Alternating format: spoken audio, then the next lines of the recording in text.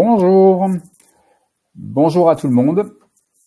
Bienvenue sur ce nouveau direct organisé par Miroir Social dans le cadre du cycle Quels élus pour demain, la séquence conclusive du cycle. Donc c'était la 4e et dernière séquence qui nous a intéressés pendant les 2 dernières semaines.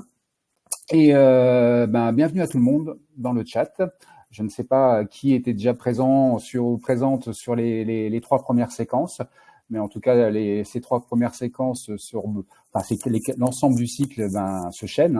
Donc, il y avait un intérêt à suivre l'ensemble des séquences. De toute façon, et je comprends bien. Et vous avez l'accès à toutes les rediffs du cycle. Donc, voilà, je pense qu'il y a de la bonne matière sur les 3 premières. Et il va y avoir de la bonne matière sur cette dernière séquence conclusive, portée cette fois par Upcop et Oasis Mobilité. Donc, on a 2 partenaires qui portent cette dernière séquence. Donc, merci à Arnaud Breuil, tu es directeur de la coopération, des partenariats et de la coopération de Upcop. Et Christophe Bader, toi, tu es consultant senior chez Oasis Mobilité, groupe Oasis & Compagnie.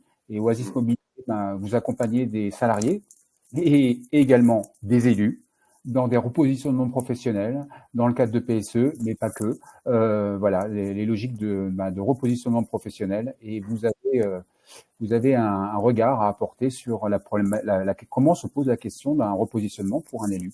Parce que ce matin, donc le sujet, moi, Rodolphe Ellarlé, je suis le responsable éditorial de Miroir Social, je vais avoir plaisir d'animer cette matinée.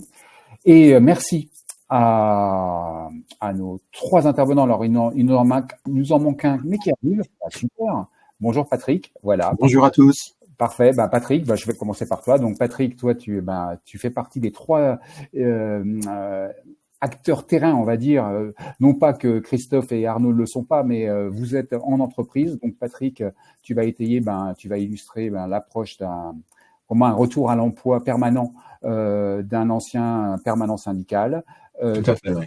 Stéphane Destug, toi, tu es le responsable de la fédération CFDT Métallurgie. Tu vas nous expliquer comment tu anticipes ton repositionnement, également professionnel, et également aussi avoir une vue plus macro un peu sur comment ça se passe au niveau d'une fédération, des mandatés d'une fédération en termes de repositionnement professionnel, ce que vous faites. Et merci à Suzanne, côté Poevert, merci à toi. Tu es consultante RH, mais tu vas surtout parler en tant qu'ancienne DRH. Tu as été DRH du Ritz. À un moment, quand même, avec un épisode, tu vas pouvoir le rapporter bien mieux que moi. Quand même, c'est assez rare de voir une entreprise qui fait un PSE et qui ferme et qui rouvre 4 ans après et qui rembauche avec une priorité à l'embauche des personnes qui ont été licenciées. Donc, c'est quand même une ingénierie en termes de négo que tu vas pouvoir, et ça sous-entend des partenaires sociaux forts. Et tu vas nous expliquer ton regard de DRH. Et merci à toi de mouiller la chemise en tant que DRH sur ce sujet, parce que je cache pas que sur les 3 cycles, c'était compliqué d'avoir des paroles de RH sur le sujet. Et donc, merci à toi. Et merci aussi à Virginie Linard, qui était intervenue, qui est la DRH du groupe Upcop, qui était intervenue sur la première séquence, parce que c'est quand même, sans les RH, ça se fait pas non plus. Donc, c'est très bien d'avoir les paroles des élus, mais c'est essentiel également d'avoir la parole des directions, en l'occurrence, et par les directions des ressources humaines. Donc voilà, ce matin, on va parler d'employabilité. C'est comment on parle avec un recruteur, potentiellement, de ce qu'on a fait dans le cadre de son mandat, ou pas, dans quelles conditions on en parle, et in fine, en quoi il est acceptable actuellement en France d'indiquer sur son CV le fait qu'on a eu une expérience syndicale. Les 2 choses étant différentes, et on verra bien la nuance qu'il y a entre. C'est pas la même chose de mettre ça sur son CV et de trouver l'opportunité, la fenêtre de tir entre guillemets, pour en parler au moment d'un entretien avec un recruteur. En préalable, je passe la parole à Anne-Cécile Geoffroy. Alors Anne-Cécile, tu es la cofondatrice d'une agence qui s'appelle À Savoir Égal. Vous faites de la création pédagogique.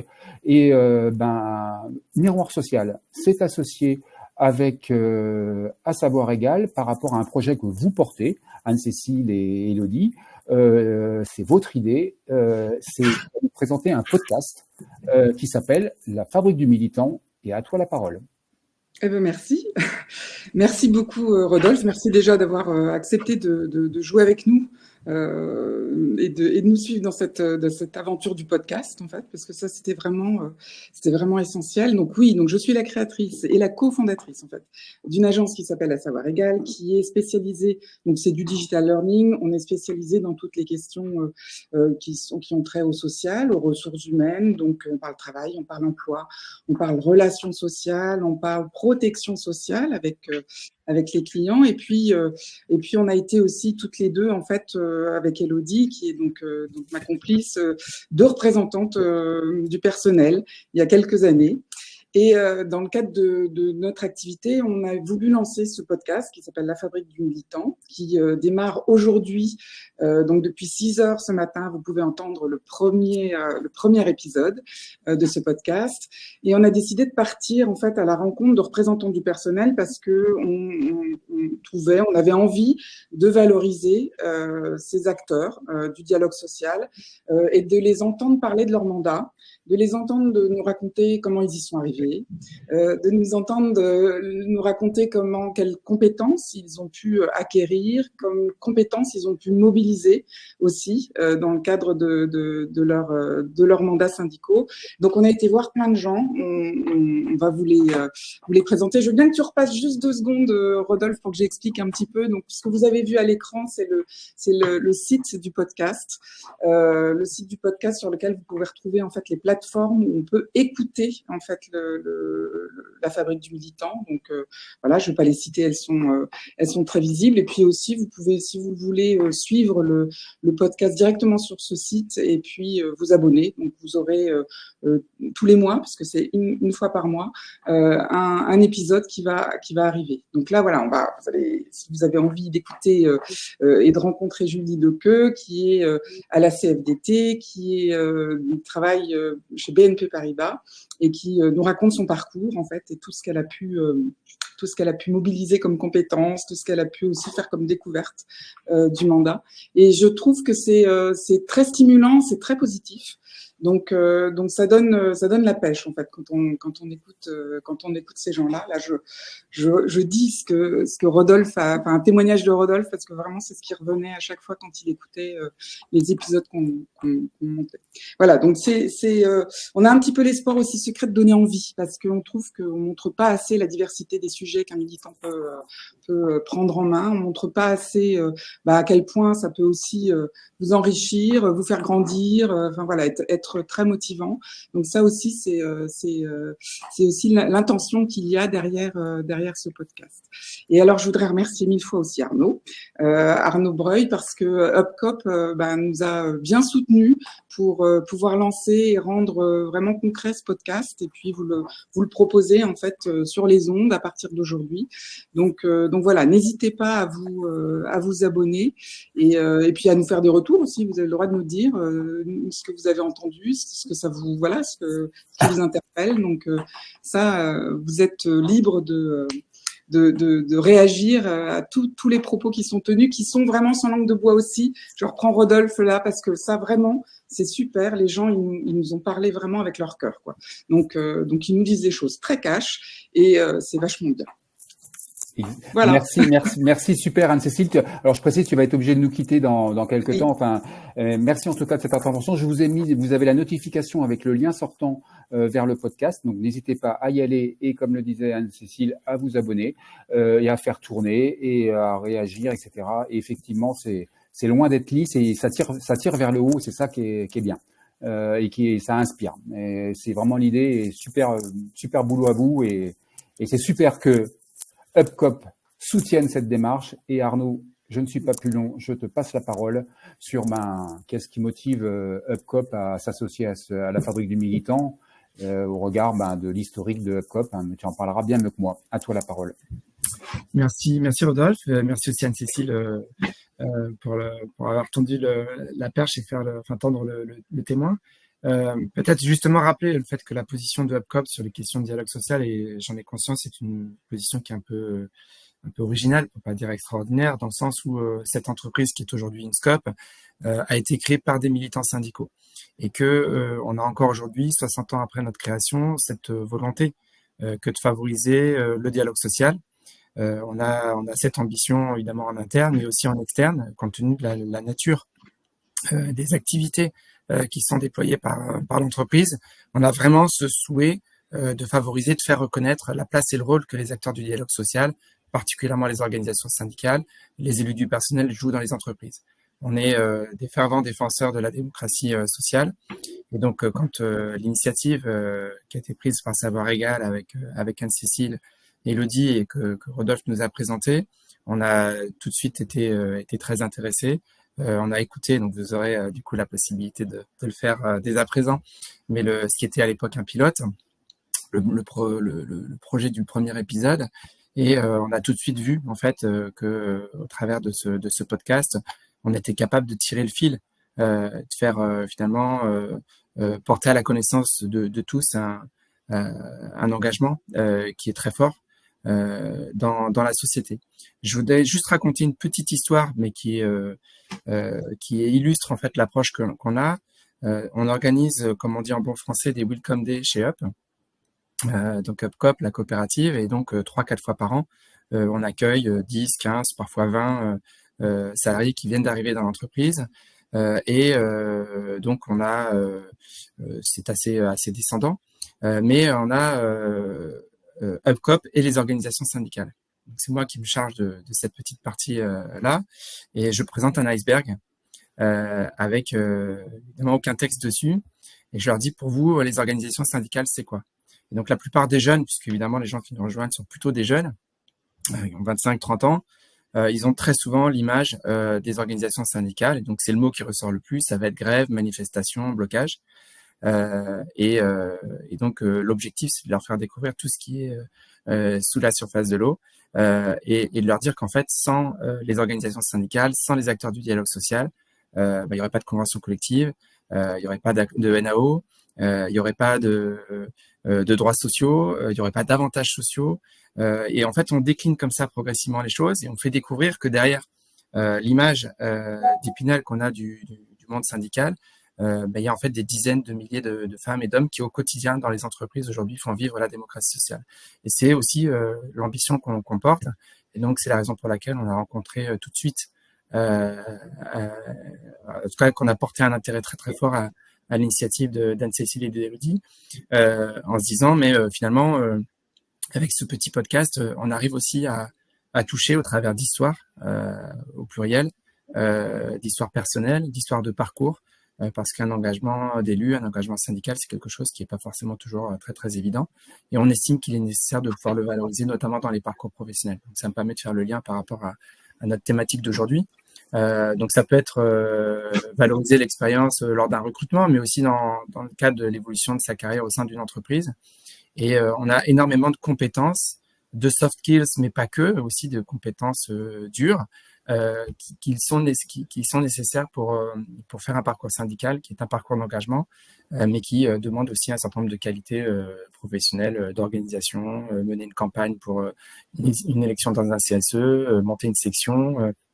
Tout ça, c'est des choses qui demandent une capacité à pouvoir mobiliser et agir en acteur responsable et en coopération avec ses salariés avec les salariés d'un côté, donc ses collègues, mais également avec les directions, que ce soit les directions des ressources humaines ou une direction des partenariats sociaux au sein de l'entreprise, dialogue social.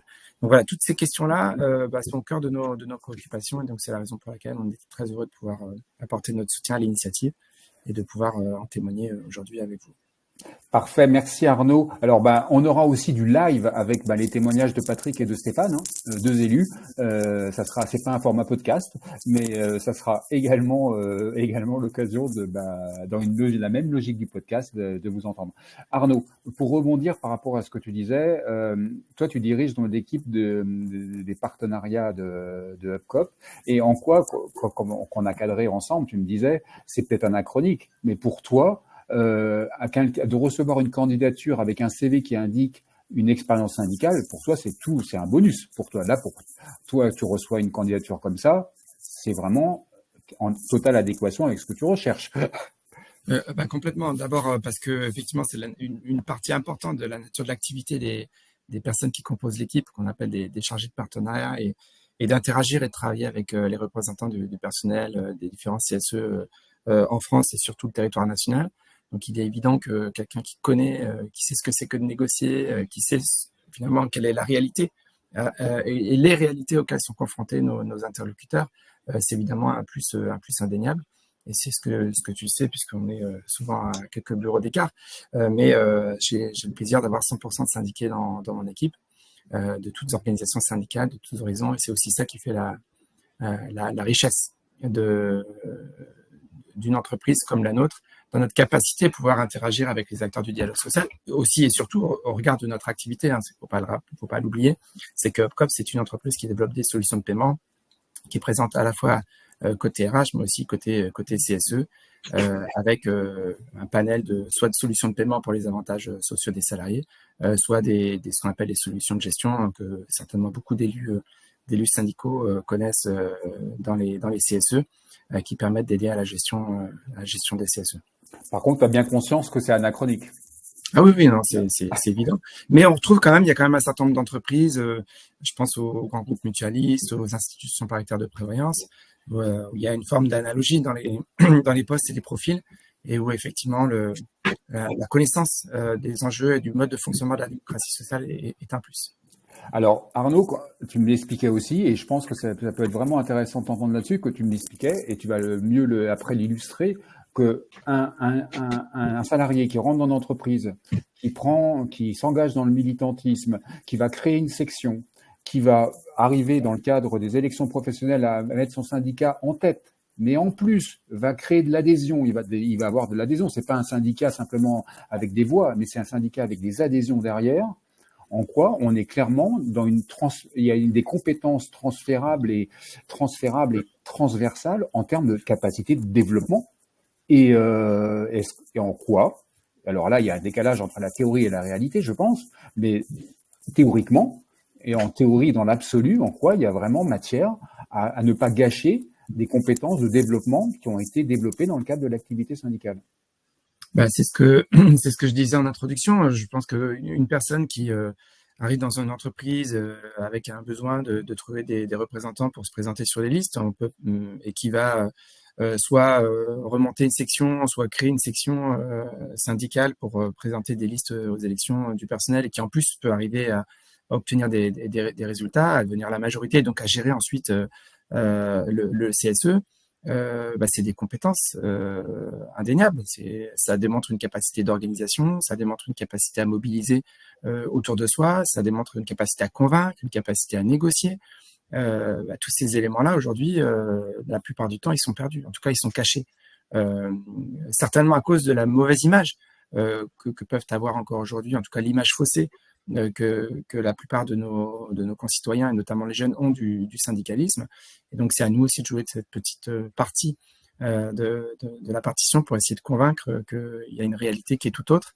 Et si on arrive à le faire à notre échelle, il est à espérer que d'autres entreprises, que d'autres acteurs qui sont peut-être moins portés sur les enjeux du dialogue social que ne peut l'être Upcop, finiront par intégrer le fait qu'avoir un parcours syndical ou un parcours d'élu dans un CSE, je dis beaucoup syndical, mais on peut être élu sans avoir de carte syndicale, en tout cas que toute forme d'engagement, dès lors qu'elle s'est traduite par une candidature et une implication dans les instances représentatives du personnel, est une expérience qui mérite d'être mise en avant, parce qu'elle suppose la mise en œuvre de compétences bien réelles.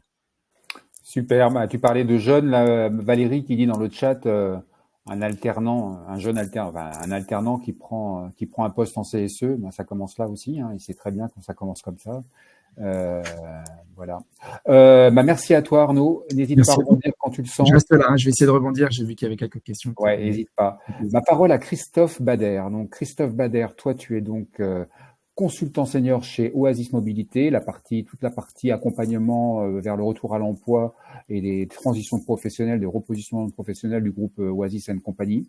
Je vais mettre en partage, avant de passer la parole, je vais vous partager un lien qui va vous intéresser, parce que Oasis & Compagnie, Oasis Mobilité a réalisé une enquête très quali auprès des élus que le cabinet accompagne notamment dans le cadre de PSE, suite à des PSE, etc., qui sont dans des logiques de retrouver un boulot, pour parler clair, ou alors une activité, quelle qu'elle soit. Et donc, dans ce cadre-là, vous avez 44 élus qui ont accepté de partager un peu leur ressenti sur l'accompagnement. Ils étaient en accompagnement, et donc ils ont accepté de partager leur témoignage et sur leur repositionnement. Donc là, dans la notification que vous avez un accès en accès libre sur un peu une restitution de l'enquête que vous avez conduite. Pour te lancer, Christophe, simplement, toi, en préambule, tu me disais, et c'est assez convergent, on verra après les différentes interventions, parce que Arnaud disait que c'était pas du tout rédhibitoire chez Upcop, mais c'est pas représentatif du tissu des entreprises françaises. Toi, tu me disais que tu ne conseillais pas, a priori, un élu en repositionnement professionnel de mettre sur son CV le fait qu'il avait une expérience d'élu ou de son parcours syndical. À toi la parole. Oui, bonjour, merci Rodolphe. Voilà, donc j'interviens ici effectivement dans le cadre d'une des missions, on va dire, d'Oasis, puisqu'on intervient sur différents secteurs auprès à la fois des entreprises et des salariés, là dans le cadre du dispositif collectif, les PDV, les PSE, les RCC, etc. Cette question des représentants, c'est une question qui est sensible et qui nous intéresse. Je vais rebondir pour cela sur une formulation que tu as eue au début de la présentation, où tu as dit « Oasis accompagne les salariés et les représentants ». En fait, moi, je voudrais préciser, nous accompagnons des salariés dont certains sont des représentants. Et ce n'est pas la même chose. Parce que, en fait, ce que cela dit surtout, c'est que nous accompagnons donc des salariés dont certains vont avoir eu une expérience particulière et peuvent être marqués d'une façon particulière par rapport aux mois qui ont précédé leur départ. Et ça, c'est quelque chose d'important. Et la question qui peut se poser, c'est est-ce qu'on doit tenir compte de cela, d'une certaine façon, et est-ce qu'on en parle? Ce qui est sûr dans nos accompagnements à nous, c'est que nous allons en tenir compte si le salarié le souhaite. Et ça va être important, notamment dans le cadre du bilan. Parce que cette expérience-là, évidemment, tout dépend du niveau d'implication, du niveau de responsabilité du représentant, mais cette expérience-là aura forcément généré chez cette personne l'acquisition de compétences particulières, de la négociation, de la gestion des conflits, de l'écoute, de la gestion du temps, de l'organisation, aussi des capacités particulières à pouvoir travailler dans un cadre structuré exigeant, et de pouvoir réagir à des contextes parfois de stress importants. Et ça développe aussi des connaissances particulières sur les aspects juridiques et organisationnels, à la fois de l'entreprise et des relations sociales. Et cette prise en compte de ces différents éléments que l'on peut faire au travers du bilan, si le salarié le souhaite, parce que parfois le salarié ne le souhaite pas, il a vécu tellement de choses fortes qu'il préfère passer à autre chose. Mais cette prise en compte-là, elle est fondamentale. C'est quelque chose qui doit être positif parce que c'est vraiment parfois pour certains la possibilité de renforcer l'estime de soi, de renforcer la confiance en soi. Donc ce travail-là, il est essentiel et on ne fera jamais l'impasse dessus si effectivement le salarié le souhaite. Ça, c'est une première chose. Et la chose qui est importante après, c'est de dire est-ce que j'en parle? Est-ce que je communique dessus? Et ça, c'est une autre question. Quand on parle de l'expérience d'un salarié, il est sûr qu'un salarié, d'une certaine façon, ne va pas communiquer sur l'ensemble de son parcours, il communique dans la perspective d'un poste. Et ça, c'est la chose qui est la plus importante. Et donc, dans sa communication, c'est qu'est-ce qui, dans son parcours, vient parler de ce poste-là. Moi, je considère, quand j'accompagne quelqu'un, que si effectivement son expérience syndicale, d'une certaine façon, n'apporte rien par rapport au poste, je ne vois pas quel est l'intérêt d'en parler. Mais de la même façon qu'il ne parlerait pas aussi d'autres expériences professionnelles qui n'ont pas de rapport. Ça, voilà, et ça, c'est un point qui est très important. Et en revanche, effectivement, c'est à quel moment je suis peut-être dans l'obligation d'en parler? C'est si le poste que je vise nécessite des compétences, des qualités particulières qui ne sont pas visibles dans les expériences professionnelles propre, enfin je sais pas, c'est pas le terme propre, mais de son parcours professionnel. Mais ce sont des compétences qu'il a acquises dans le cadre de son expérience syndicale. Très bien, très bien, très bien. Tu m'expliquais un point, c'est aussi l'importance d'objectiver, parce que en entretien, par exemple, donc on est d'accord qu'il y a vraiment une dissociation à faire entre le CV, c'est une chose, et la capacité à en parler, de voir l'opportunité d'en parler au moment de l'entretien. Mais quand on en parle, c'est de dépasser le côté, excusez-moi du terme, mais peut-être ok, l'engagement, j'ai l'engagement chevillé au corps, j'ai le sens du collectif, l'altruisme, etc. Ok, c'est des beaux mots, c'est très bien, c'est des beaux présupposés. Maintenant, pour toi, c'est important d'objectiver, de factualiser et d'être dans une logique d'être capacité d'attester des résultats qu'on a obtenus. Exactement, exactement, tout à fait. Et ce qui va être important si je suis amené à parler, si je souhaite en parler, c'est d'expliquer très simplement, voilà, les responsabilités que j'ai pu exercer dans ce cadre de ce mandat, de pouvoir aussi expliquer les résultats obtenus en évitant tout ce qui peut être discours idéologique ou émotionnel, parce que ça n'est pas le cadre là. Là, on parle vraiment de compétences et de résultats. Et l'idée, c'est de valoriser aussi, tant qu'à se faire, c'est l'objectif qui est celui de pouvoir trouver des solutions qui sont équilibrées entre les intérêts des salariés et les objectifs de l'entreprise. Et ça, c'est fondamental. Ça, effectivement, c'est fondamental. Entendu. Je précise un point dans l'enquête que vous avez menée quand même, et c'est symptomatique, c'est quand même sur les 44 qui vous ont répondu, là je le reprends, vous le direz mieux que moi, mais il y en a 14% simplement qui en ont parlé. Et qui en ont parlé. Donc c'est quand même symptomatique, et je vais vous partager vite fait, je vous fais un partage d'écran parce qu'avec Oasis Mobilité, on a lancé une enquête qui est toujours en cours, hein, donc ensuite je vous la mettrai en partage. Regardez, donc je vous défile très rapidement le truc. Hein. Donc voilà, compétences des représentants du personnel avec qui on en parle, ça c'est le sujet générique de l'enquête, et je vous ai sorti trois items qui ressortent d'ores et déjà. Avez-vous parlé de ces compétences et du cadre d'exercice de celles-ci avec votre syndicat? 32%, votre manager 24%, votre DRH 21%, personne 20%, un recruteur 4%. Ça, c'est un premier point. Vous changez d'employeur. Est-ce que vous vous réengagez dans un mandat de représentant du personnel? On le verra avec les témoignages suivants. Il y en a 66% qui disent oui, mais il y en a quand même 34% qui disent non. Et point vraiment important et qui est symptomatique, vous recherchez un emploi, effacez-vous toutes les traces externes de vos mandats, exercez, je dis toutes, hein.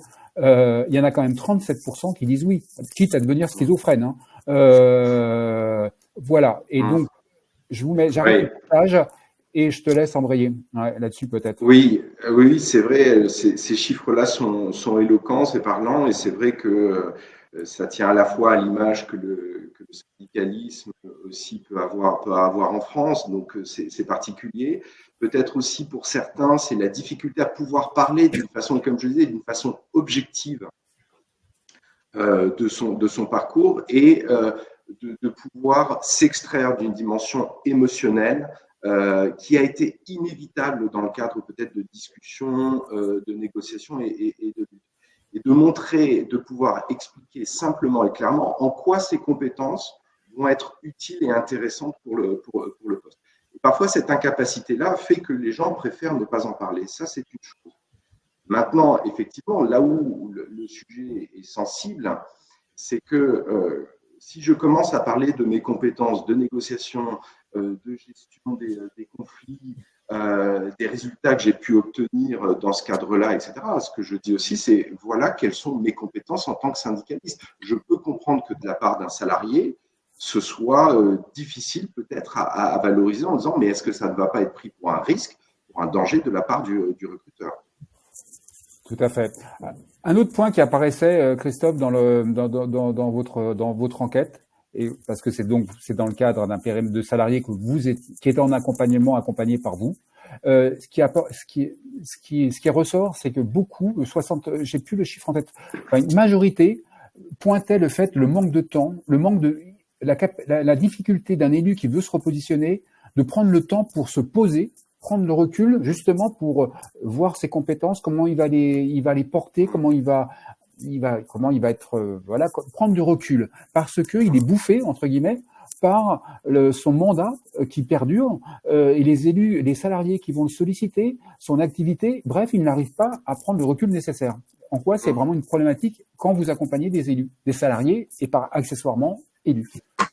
Oui, tu as raison, c'est un vrai point de vigilance sur lequel on peut alerter le représentant, dans le sens où effectivement, il se sent, il continue à être investi, ou il se sent investi par un certain nombre de missions, et il a envie de continuer à être là pour accompagner donc les anciens salariés dans le cadre de cette transition, et donc parfois dans le cadre, par exemple, des congés de reclassement, des congés de mobilité. Ça c'est une chose.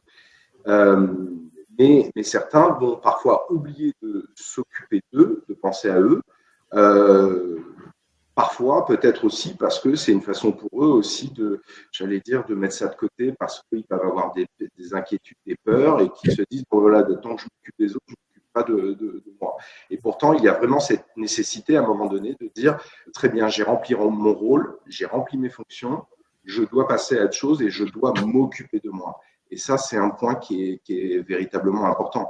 Alors évidemment, les situations seront toutes très différentes parce que l'histoire, parce que l'histoire de l'entreprise, parce que toute la dynamique qui a précédé les plans, le départ peuvent être particuliers. Mais c'est vrai que certains peuvent être très marqués, et on voit parfois des personnes qui, ne s'occuperont d'eux qu'à la fin peut-être pas du tout dernier repositionnement, mais à la toute fin du dispositif d'accompagnement. C'est une réalité. Super. Et dernier point peut-être, quand tu expliquais qu'il fallait objectiver, c'est d'autant plus important d'objectiver que la notion de contrôle de référence, elle est bien là, et qu'il vaut mieux être en capacité de prouver ce qu'on a fait, quoi. Oui, tout à fait. C'est toujours le problème de la communication. Le contrôle de référence est une réalité pour tout salarié. Quelqu'un qui, effectivement, à un moment donné, mettrait en avant, pour quelle que soit la raison, son expérience, effectivement, de syndicaliste. Alors, je peux pas en parler, mais j'imagine qu'il pourrait y avoir une forme de contrôle de référence. Savoir comment ça s'est passé. C'est tout à fait possible.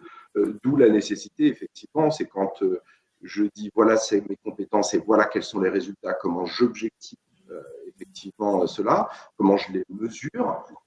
Là, effectivement, j'ai intérêt à être factuel et à être concret et puis être dans le vrai. Ça, c'est clair.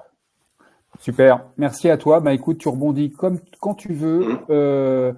Et on va passer la parole. Alors, je coupe les petites notifications. Zou. Donc, le sondage, là, vous pouvez le télécharger. Vous avez un petit nuage. Normalement, tac, les 3 slides. Alors, c'est un morceau choisi. Vous aurez les résultats complets dans une prochaine session qui sera organisée avec Oasis, avec un beau livrable, parce que c'est surtout les verbatims qui sont intéressants, et il y en a beaucoup. Ils sont très vraiment signifiants, quoi. Je rebondis, je me fais une petite aparté. Je l'ai déjà dit avant-hier, mais dans le chat, il y a une question sur la VAE. C'est pas le sujet, c'est pas hors sujet, mais c'était le sujet de mardi, la VAE, diplôme, certif. Et il y avait beaucoup dans les verbatims, dans les questions qu'on a posées, il y avait beaucoup de gens, de nos répondants, qui disaient diplôme, c'est trop tard, je suis trop vieux. Bon, et en termes de verbatim, ça y allait sur c'est trop tard, je suis trop vieux. Et bon, voilà, c'est illustratif. Voilà, je coupe. Pardon. Hop, attendez, je me mélange les pinceaux. Zou. Je coupe ça. Hop. Suzanne. Oui, bonjour à tous. Bonjour à toi. Donc, tu es consultante RH et tu as été DRH du RIS jusqu'en 2020. Et donc, tu as donc eu amené à gérer une période assez complexe et atypique en termes d'ingénierie sociale. Tu vas mieux en parler que moi, mais avant ça, peut-être, sur la question, on va dire, globale, toi, en tant que DRH, est-ce que tu conseilles un salarié, avant tout salarié, comme l'a bien précisé Christophe, et c'était utile de le préciser, avant tout salarié, mais par ailleurs, ayant eu une expérience syndicale, de la mentionner sur son CV. Ta parole de DRH à toi. Moi, je dis qu'il faut pas le mettre, simplement parce que les établissements et les groupes dans lesquels j'ai travaillé, en fait, le processus de recrutement se fait avec plusieurs étapes. chaque étape est éliminatoire. Ce qui veut dire que donc la DRH peut rencontrer la personne, voir que en fait bon elle était membre en fait du comité d'entreprise. Moi je parle comité d'entreprise, j'ai très peu fait de CSE étant donné que c'est arrivé en fait à la fin de mon poste au Ritz. Donc si je dis CE, c'est parce que c'était comme ça à l'époque. Je parle comme une vieille, mais c'est pas grave. Donc en fait, si on le met et chaque en fait étape étant éliminatoire, c'est important de pas le mettre parce qu'en fait vous allez avoir des managers qui vont dire oh non mais moi je veux pas de ça dans mon équipe et ainsi de suite et en fait éliminer quelqu'un qui a le potentiel et qui a le profil et les compétences recherchées pour le poste. Donc pour moi en fait, je préfère qu'on ne le dise pas. À la limite, si il y a une ouverture avec la DRH ou quoi que ce soit, pour en parler, donc à l'oral, pourquoi pas, mais moi, je ne le mettrai pas sur le CV. Excuse-moi, il y a une question, et on en a parlé quand on a encadré. Le fait, c'est une question d'un élu, Claude, qui a intervenu d'ailleurs mardi, Claude Fouquet, qui est un élu UMM, UMM. Qu'est-ce que je raconte moi qui est un délégué syndical CFE-CGC dans la métallurgie et qui a été certifié UMM. Merci, bienvenue à toi, Claude, et qui dit oui, le côté ne pas en parler, la capacité d'un recruteur, d'une direction à googliser le candidat pour voir et le parcours de plus en plus maintenant sur les sites internet des organisations syndicales des entreprises, on a des noms, etc. Les noms circulent, c'est complet. Et donc grâce à Google, on peut très bien savoir qu'une personne a eu une expérience syndicale quelle qu'elle soit. Toi, ton point de vigilance là-dessus donc c'est une pratique. Et ton point de vigilance, c'était, je te laisse embrayer après là-dessus, c'est par rapport, toi, tu as été DRH d'établissement, le Ritz, c'était 600 salariés, il n'y a pas de permanent.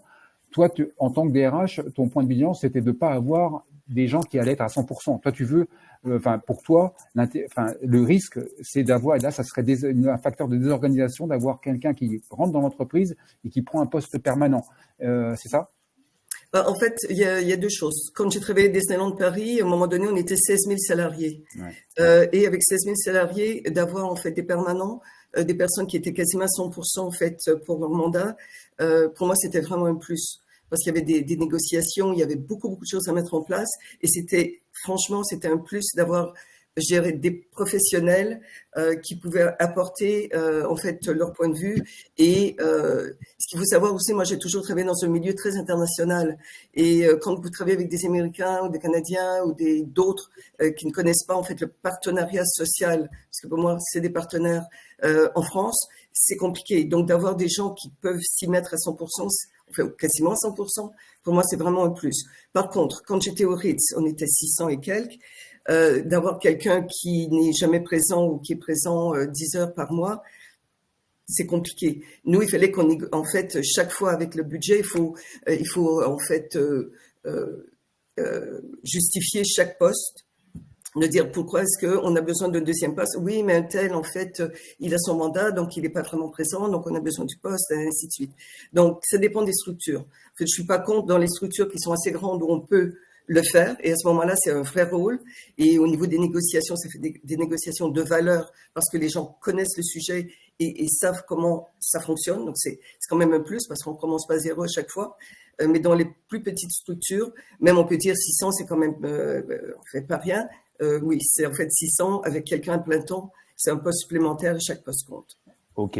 Alors, venons-en sur ton expérience sur le Ritz avec cette négociation d'un PSE dans le cadre d'une fermeture avec une négociation qui n'a pas été tout en douceur, parce que c'était quand même quelque chose d'assez radical, avec des conditions de reprise des salariés au moment où le Ritz allait réouvrir après les travaux. Et en quoi, je te lance, mais en quoi ça sous-entendait d'avoir des partenaires, des représentants syndicaux en face, entre guillemets, sur la table, sur la table de négociation, qui tiennent la route et qui soient forts et qui soient pas béni oui, qui soient pas complètement dans une logique d'accompagnement. Et en quoi, ça l'a fait. À toi. D'accord. D'ailleurs, je vais répondre à Valérie qui dit j'ai changé de poste et mon mandat n'a pas eu de problème pour mon travail. On parlait en fait du recrutement. Donc une fois que la personne est là, il n'y a pas de problème. Je veux dire, après ça, c'est un salarié lambda, donc ça pose pas de problème. Au niveau du RITS, on a commencé les négociations en octobre 2011. En fait, donc j'ai envoyé le PSE, direction du travail, et ainsi de suite, qui a été retoqué parce qu'en fait, ils nous ont dit qu'on était c'est quelque chose d'extraordinaire. On nous a dit qu'on était trop généreux et qu'on avait en fait un PSE valise et que on était pour mettre des gens sur le carreau et ça n'irait pas et ainsi de suite. Après ça, donc on est obligé de recommencer à nouveau. Une des premières demandes qui a été faite par les représentants, en fait, les membres du CE, c'était en fait de faire la rupture du contrat de travail pour l'ensemble des salariés. Nous, en fait, on était, enfin quand je dis nous, c'est du côté employeur, on était vraiment étonnés parce qu'on pensait que c'était pour être un point quand même assez difficile. Et puis finalement, ils ont dit non, vu qu'ils aient notre expérience ailleurs, on ferme pour 28 mois et puis on verra et tout ça. Donc finalement, on a dit ouais, pourquoi pas en fait, parce que nous, honnêtement, en tant qu'employeur, c'est quelque chose qui nous plaisait plutôt. Après ça, ils sont revenus vers nous, ils ont dit mais on veut la réembauche. Donc je ne sais pas si vous savez, mais la réembauche dans le code du travail, c'est 1 an après la rupture du contrat de travail. Donc nous, on partait pour 28 mois, on a dit pourquoi pas. Et pourquoi est-ce qu'on a dit pourquoi pas? C'est qu'on savait qu'on ouvrait à nouveau dans 28 mois, mais finalement, ça a pris 4 ans. Donc, c'était quand même un petit peu long. Donc, suite à ça, nous, on a dit, on est d'accord de faire la réembauche pour ceux qui le souhaiteraient, simplement parce qu'on voulait réouvrir avec l'ADN de l'établissement. Et qui est-ce qui a l'ADN de l'établissement? Ce sont les salariés qui connaissent les clients, qui connaissent le fonctionnement, qui connaissent l'histoire de la maison. Donc, pour nous, c'était vraiment très, très important. Donc, au fur et à mesure, on a avancé, en fait, on a enrichi le PSE, comme on disait à l'époque. On n'a pas toujours été d'accord. Il y a certaines choses, en fait, qui ont été proposées par les syndicats, on n'était pas d'accord. Mais par contre, finalement, en fait, on est arrivé à quelque chose de très bien. Moi, je pense qu'une de mes plus grandes fiertés en tant que DRH, c'est quand on a voté ce PSE. C'était donc le 19 mars 2012, donc je m'en souviens très très bien. Et en fait, c'était à l'unanimité, moi une voix. Donc, on était vraiment très très contents de cela. Les salariés, en fait, sont partis. Mais vraiment accompagnés. Bon, là, je vais faire une page de pub pour Oasis parce que c'est Oasis qui accompagne nos salariés. Et honnêtement, ça s'est vraiment très, très bien passé avec eux. Il y a vraiment eu beaucoup d'écoute. On a mis vraiment, en fait, le temps pour les salariés, quels qu'ils soient. En fait, on parle de cadres, d'agents de maîtrise, d'employés. Aucun souci. En fait, tout le monde a pu bénéficier de cet accompagnement. Donc, tout le monde est parti, donc c'était c'était un petit peu moins de 600 salariés. On a rouvert 4 ans après, donc c'est quand même beaucoup. Il y a plus de 150 salariés qui sont revenus, donc ceux qui voulaient. On n'a refusé aucun salarié qui en avait fait la demande. Et où je suis très fière aussi, c'est que la plupart des élus qui avaient négocié le PSE sont revenus également. Et puis, donc ça s'est passé vraiment très très bien de ce côté-là. Et puis peut-être ma deuxième fierté en tant que DRH, c'est qu'en fait au niveau prud'homal, on a eu un prud'homme qu'on a gagné en première instance et en deuxième instance. Donc je pense que ça fait vraiment l'unanimité. Et quand on a recommencé, c'était vraiment dans une ambiance fantastique. Donc bon, ça fait peut-être bisounours, mais c'est la réalité. Ouais, enfin, c'était bisounours, mais comme tu me disais, je reprends ton expression, c'est l'important d'être d'accord sur le fait de pas être d'accord. Hein, je sais pas quelle est la formulation à l'anglaise, à l'anglo-saxonne de ça, mais agree to disagree. Donc être d'accord pour pas être d'accord. Voilà, et ça sous-entend. Et alors, j'embraye là-dessus parce que par rapport à notre sujet de l'employabilité et l'acceptabilité, on va dire sociale du fait d'avoir une expérience syndicale qu'on va exprimer. Et toi, tu viens du monde anglo-saxon. Enfin, et tu me disais, par exemple, tu as eu des managers, des directeurs généraux, des directions qui étaient pas du tout enclines à intégrer le fait qu'il y avait en France un cadre avec une représentation, etc. Et quel a été ton rôle de lobbying interne pour faire infuser, leur faire percuter qu'ils avaient peut-être intérêt à avoir des représentants syndicaux qui tiennent la route dans le cadre de contexte dans lequel, comme tu viens de le rappeler. À toi. Voilà. Donc en fait, oui, j'ai travaillé avec des anglo-saxons ou des gens en fait qui avaient beaucoup travaillé aux États-Unis mais qui n'étaient pas nécessairement américains ou autres. Donc ils arrivent en France et ils entendent parler syndicats, machin. Ouais, on en a, j'en veux pas. Bah, je dis oui, oui, on va en avoir. Ce sont des partenaires, c'est très très important. Donc en fait, moi ce que je leur disais en fait, il y a 3 points. Le premier, c'est que enfin, je vais appeler les élus parce qu'en fait, il y a beaucoup de gens qui sont, en fait, ils ont tous des étiquettes syndicales, mais il y en a qui sont plus impliqués dans les syndicats, d'autres un peu moins, mais ils sont quand même élus, ainsi de suite. J'ai dit, dans l'ensemble de ces partenaires, on a beaucoup, en fait, de remontées. Moi, j'en ai profité, je vais dire ça comme ça, même si le mot est un petit peu fort, de remonter, en fait, des élus sur le terrain, des dysfonctionnements entre services, ainsi de suite. Donc, ça nous permet, nous, déjà, d'avoir une information qu'on n'aurait pas. À titre individuel, c'est la même chose. On a des salariés qui étaient en souffrance. Ils n'osaient pas en parler parce qu'ils ont dit, si j'en parle à mon chef, ça n'ira pas. Ça n'est peut-être pas avec le chef aussi. Je vais pas en parler à la DRH parce que bon, je sais pas comment ça va se passer et ainsi de suite. Donc, ça nous remontait par le biais, en fait, des élus. Donc ça, c'était vraiment superbe également. Ensuite, moi, ce que je leur disais, c'est que, en fait, les élus, ils ont souvent des bonnes idées. Et puis, il faut les écouter aussi. On a pu mettre des choses en place. Juste en fait, un exemple. Au Ritz, ils nous ont dit, mais on a des soucis avec le personnel de nuit, les bus fonctionnent plus, les puis il y a les femmes. Donc, on a mis en fait une indemnité de transport pour les. En fait, là, ça semble peut-être pas très innovant, mais à l'époque, ça l'était en fait de mettre en fait une indemnité de transport pour les salariés de nuit parce que pour nous, c'était important. Et puis, si tout ça fonctionne pas, je leur dis, c'est la loi. De toute façon, on n'a pas le choix, c'est comme ça. Point final. Mais bon, c'est rare que j'arrivais jusque-là. Normalement, en fait, petit à petit, ils voyaient. Puis, ce qui était très bien aussi, c'est que les élus, c'est pas des monstres. En fait, c'est pas des gens qui sont toujours à s'alarmer, à faire des grèves, à faire tout ça. C'est pas vrai. C'est un mythe tout ça. Même si ça existe. Mais en fait, ce que je veux dire, c'est que pour une grève, on a peut-être combien de négociations qui se passent très très bien. Donc, il faut pas non plus juste mettre le point sur ça. Pour moi, c'est dommage, mais c'est pas nécessaire. Et la plupart du temps, on arrivait, parce que moi, c'est le directeur général, c'est mon interlocuteur privilégié, et donc c'est vraiment important qu'ils comprennent. Et la plupart du temps, ils ont compris, et puis on a pu avoir en fait un dialogue social qui était quand même assez apaisé. Super, merci. C'est super de pouvoir t'écouter, entendre rapporter ces paroles et puis voilà le rôle que vous avez en tant qu'ont les DRH à prendre leurs responsabilités aussi et parce que tu me disais oui, moi j'apprécie pas, je reprends tes termes, j'apprécie pas, tu l'as vu, des élus lèche-bottes, on va dire pour parler proprement, lèche-bottes et ça pour toi ça t'agace. Mais aussi les RH aussi, ne pas avoir des RH qui sont dans une logique d'accompagnement de leur direction générale et qui sont capables aussi de prendre leurs responsabilités et t'entendre, c'est vraiment intéressant de l'entendre. Ce que je dirais, en fait, là, j'espère que les directeurs généraux m'écoutent pas, mais je penserais pas. Mais pour moi, en fait, c'est vraiment un partenariat. Il faut qu'on travaille ensemble. Si on le fait pas, c'est vraiment dommage. Et on disait, en fait, il faut être d'accord pour ne pas être d'accord. Mais moi, une chose que je disais toujours, quand je commençais un nouveau poste ou quand on avait des nouveaux élus, c'est qu'il nous faut du respect mutuel. Et ça, c'est vraiment important.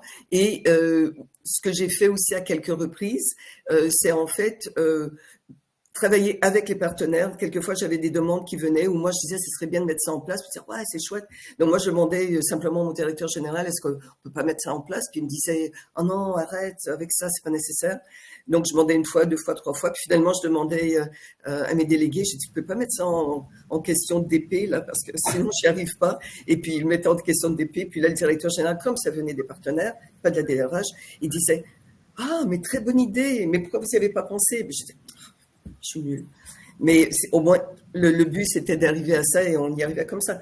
Partenariat. Super, c'est de la bonne ingénierie sociale. Super, merci de l'illustrer. Je mets en partage rapidement. Alors c'est anecdotique certainement, mais voilà, c'est un article je vous le mets en partage, un article qui était sorti dans l'Humanité dimanche dans le cadre de la fermeture et sur le fait que ça se passait plutôt mal, etc. Et donc je vous mets ça en partage, voilà. Alors merci à toi de cet écho. On passe la parole à Stéphane Destug. Alors Stéphane, toi, donc, tu es le responsable, tu es le patron de la fédération CFDT Métallurgie. Ça fait 7 ans que tu pilotes, que tu portes la Fédé. Tu vas anticiper de 3 ans la fin de ton mandat. Tu pourrais jouer les prolongations. En tout cas, alors tu vas nuancer, peut-être que je raconte des bêtises, mais tu vas préciser. En tout cas, tu joues pas les prolongations comme pas mal de fonds ou sont enclins à le faire. Tu joues pas t'anticipes et donc tu te relances sur un nouveau challenge et tu vas nous expliquer lequel et dans quelles conditions. À toi la parole. Alors juste, j'anticipe pas mon départ parce que mon départ, c'est des mandats électifs qui sont remis en jeu tous les 4 ans en congrès. Mais on a des principes dans notre fédération et dans pas mal de structures de la CFDT de ne pas rester plus de 10 ans en place. Donc c'est pour ça que tu dis que j'anticipe. Mais donc normalement, au bout de 10 ans, on se dit qu'il faut qu'on parte. Et donc du coup, moi j'ai préféré partir au bout de 7 ans parce qu'on arrive sur un prochain congrès. Et donc du coup, on démarrera un nouveau cycle. Et c'était le bon temps. Mais c'était aussi surtout le bon temps pour moi puisque j'aurai 57 ans. Et pour aller jusqu'à 62, je suis carrière longue. J'ai encore un dernier challenge professionnel de 5 ans. Et donc, c'était dans cette optique que j'avais prévu d'arrêter en 2025. Et donc, du coup, je me relance. Alors, effectivement, ça s'anticipe un peu. Alors, j'ai la chance de pouvoir, je dirais, anticiper mon départ. Parce que des fois, quand on n'est pas réélu, on peut moins l'anticiper. Là, du coup, j'ai pu le préparer. Et donc, je me suis relancé dans une formation professionnelle. J'ai entamé, des études de master pour valoriser justement toutes les compétences que j'ai pu mettre en œuvre tout au long de mon mandat, pour les concrétiser par un diplôme. Et j'ai aussi anticipé ce retour auprès de mon entreprise. Mon entreprise, ça fait 10 ans qu'ils m'ont pas vu, hein. Ça fait 10 ans que je suis, par rapport à ce que disait Suzanne tout à l'heure, mais moi, ça fait 10 ans que je suis en détachement hors de l'entreprise. Et donc, effectivement, ça s'anticipe un peu de voir ce qu'on pourra en faire ensemble ou pas. À mon retour, je suis parti, j'étais technicien qualité.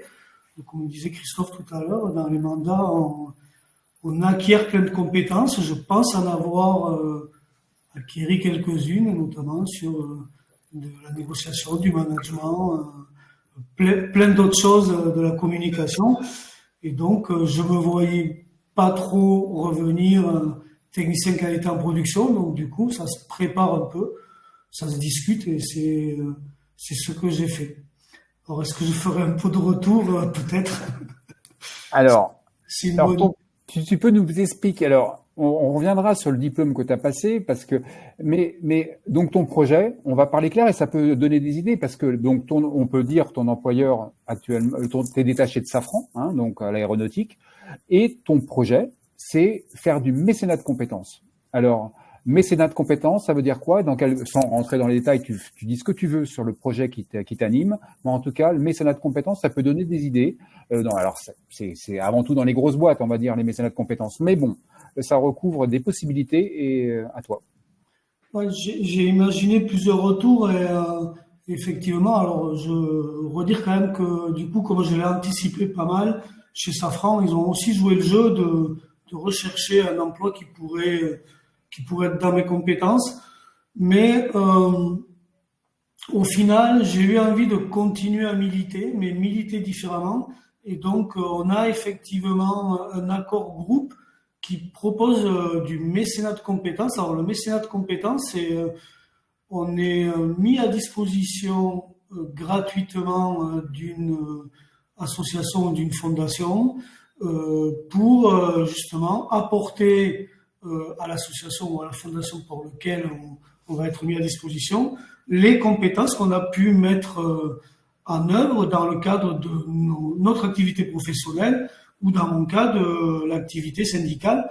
Et donc du coup, alors après, chaque entreprise qui va sur ce sujet-là du mécénat de compétences décide d'un profil des associations auxquelles leurs salariés pourront être mis à disposition.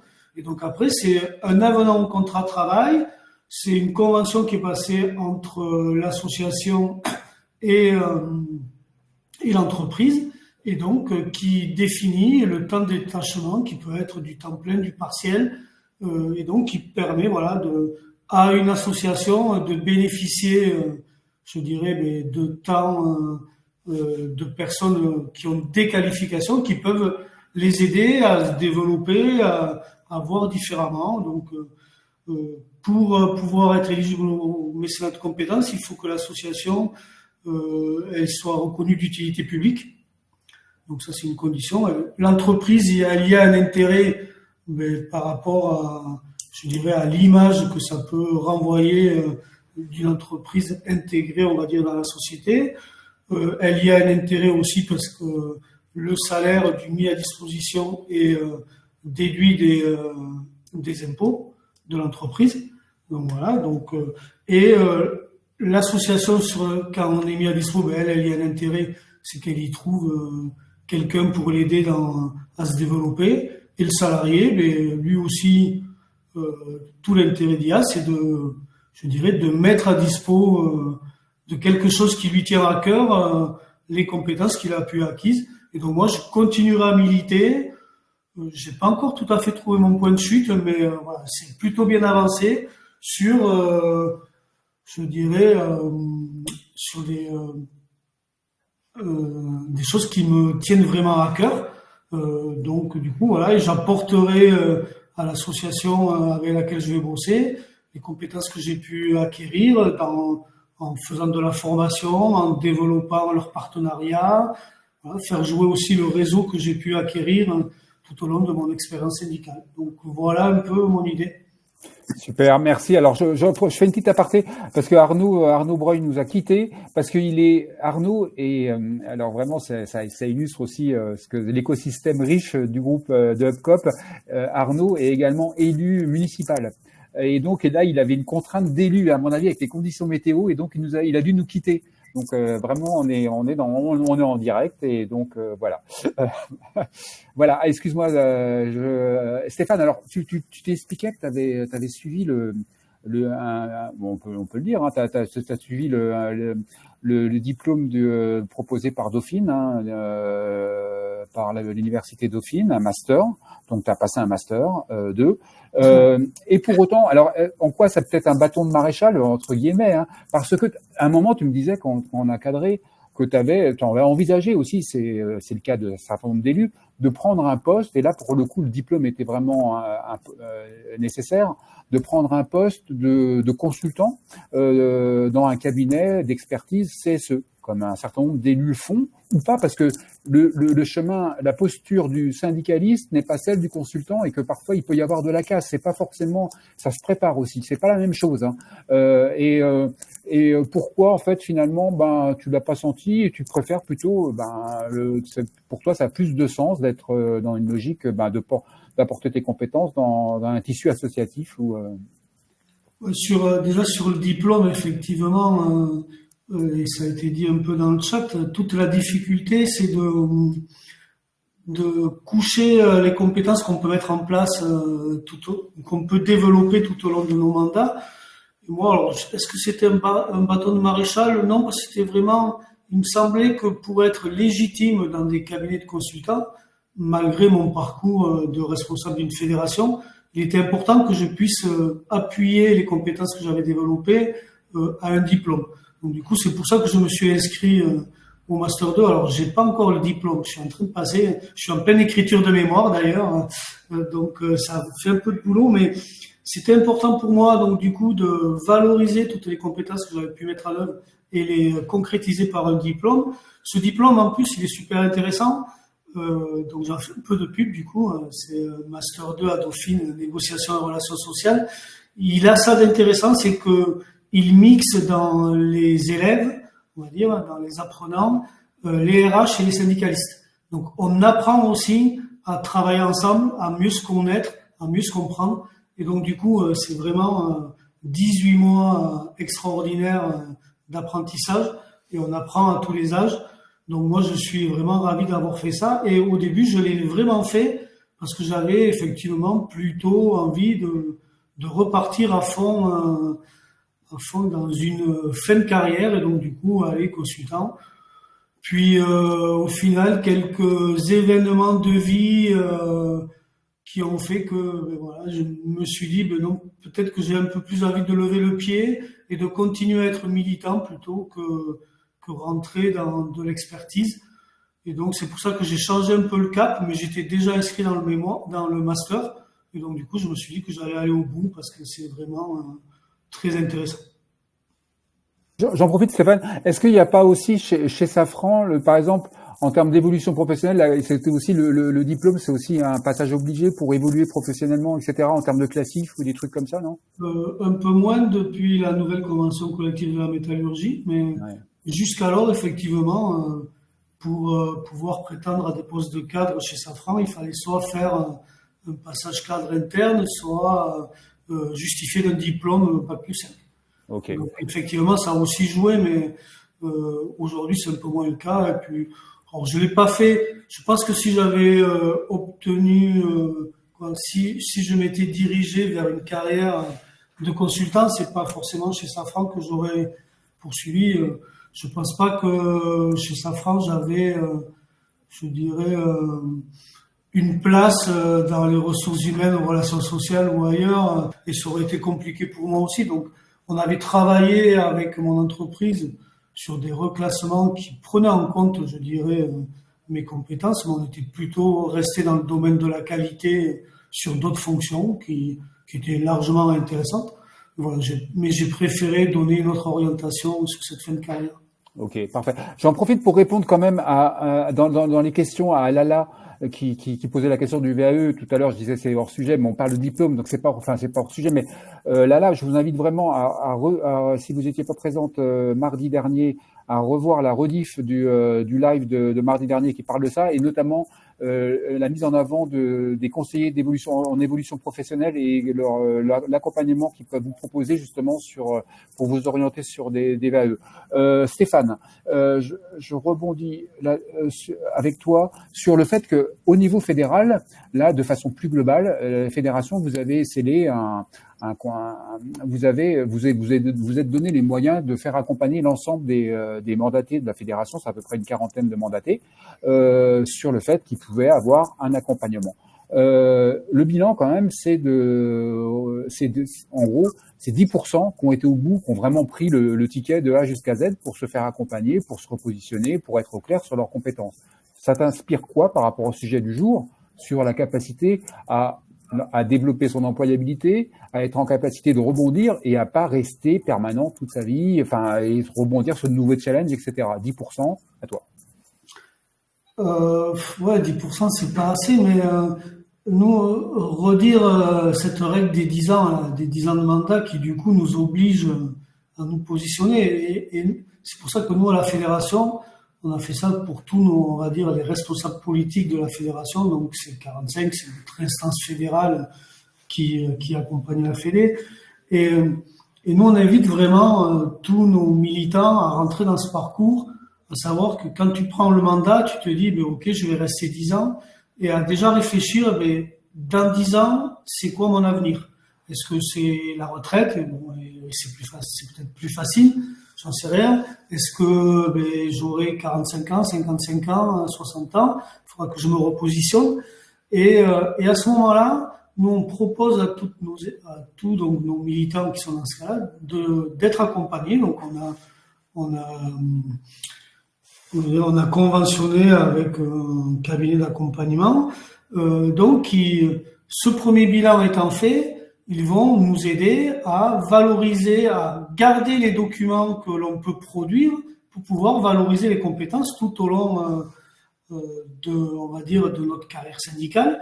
Et au bout de cette carrière, après, on est sur du repositionnement. Donc, de nouveau, le cabinet conseil nous accompagne, soit pour diriger vers de la formation ou vers de la reconversion professionnelle.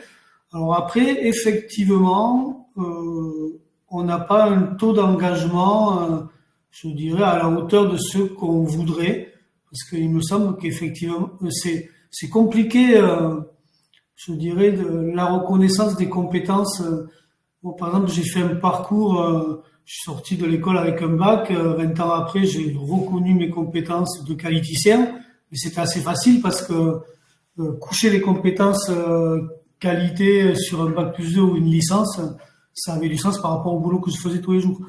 Syndicaliste, c'est plein de compétences qu'on met en œuvre et qu'on a du mal à imaginer. Et donc, il me semble qu'il faut qu'on se fasse accompagner.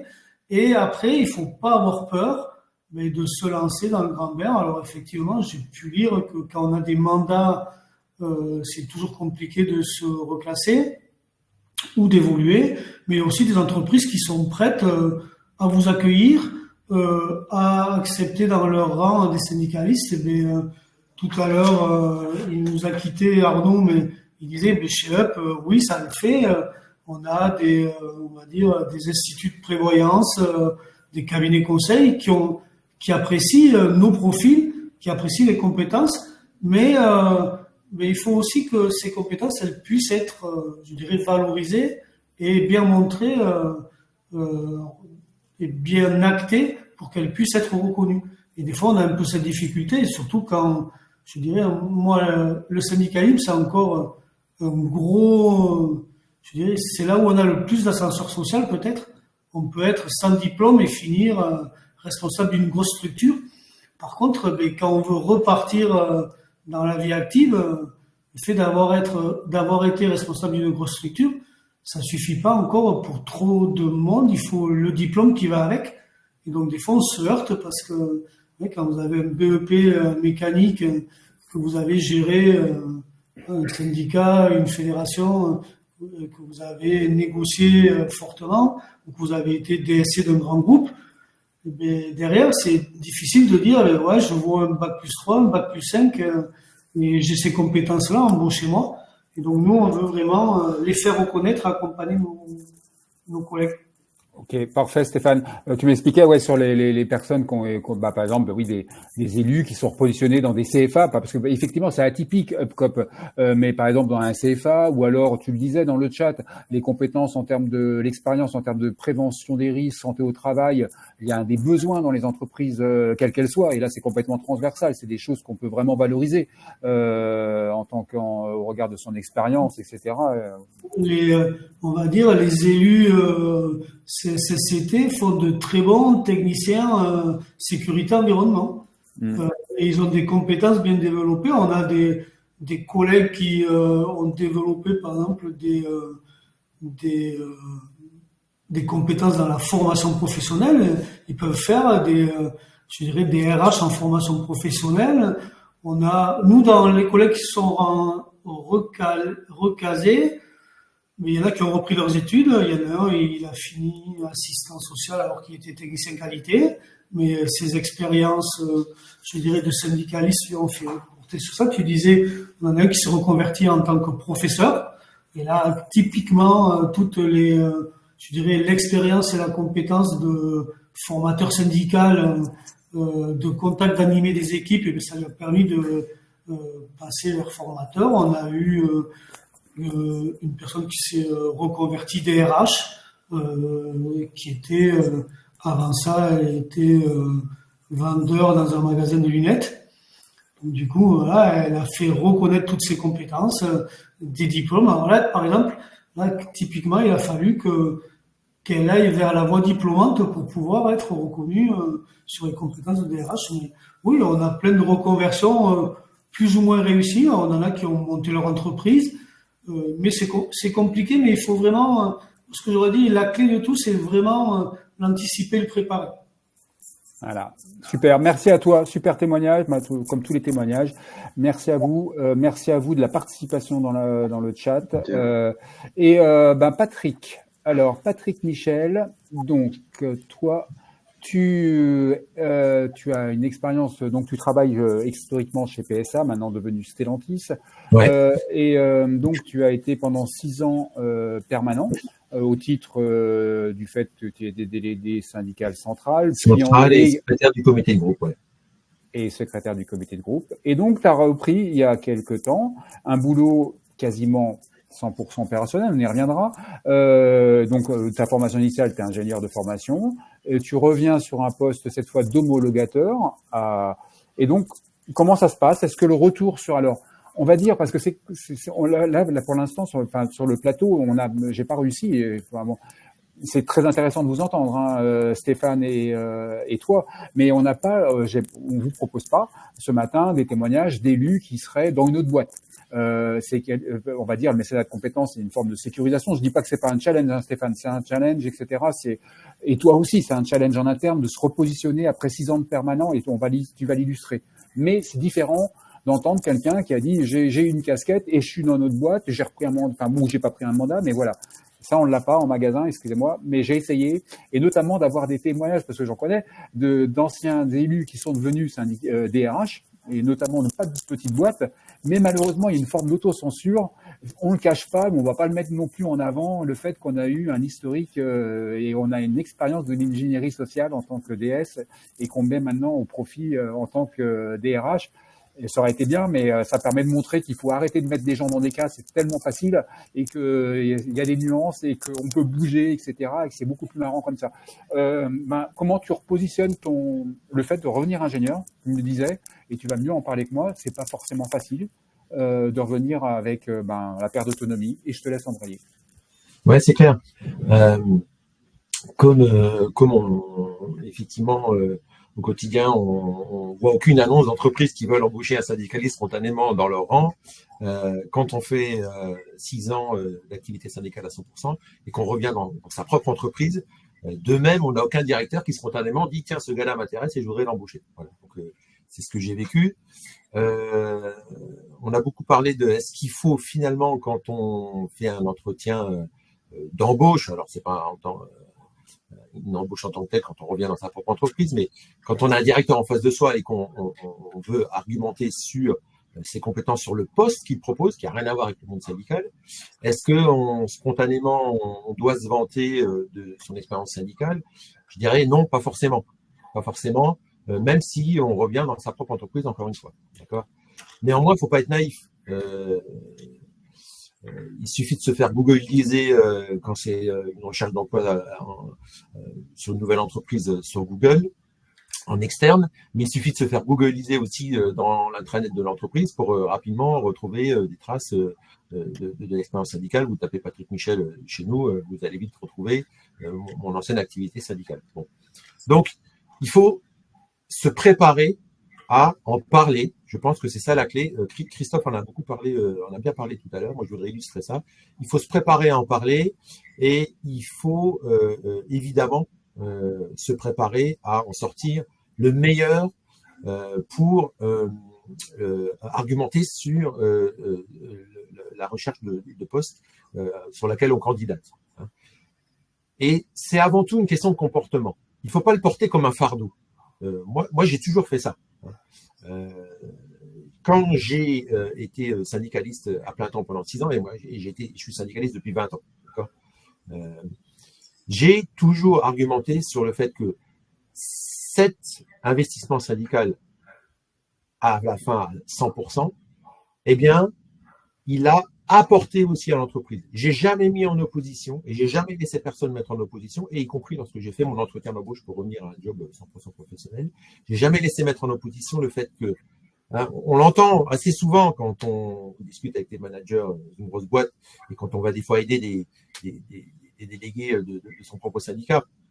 On entend souvent des managers qui, de bonne foi, opposent l'activité professionnelle à l'activité syndicale. J'ai jamais laissé dire ça. D'accord ? L'activité syndicale, elle est différente de l'activité professionnelle, mais on doit, nous les syndicalistes, affirmer qu'elle apporte tout autant à l'entreprise. Suzanne en parlait un petit peu tout à l'heure, et je suis content en tant que RH qu'elle ait cette vision aussi là. L'activité syndicale apporte tout autant à l'entreprise, différemment, mais elle apporte tout autant.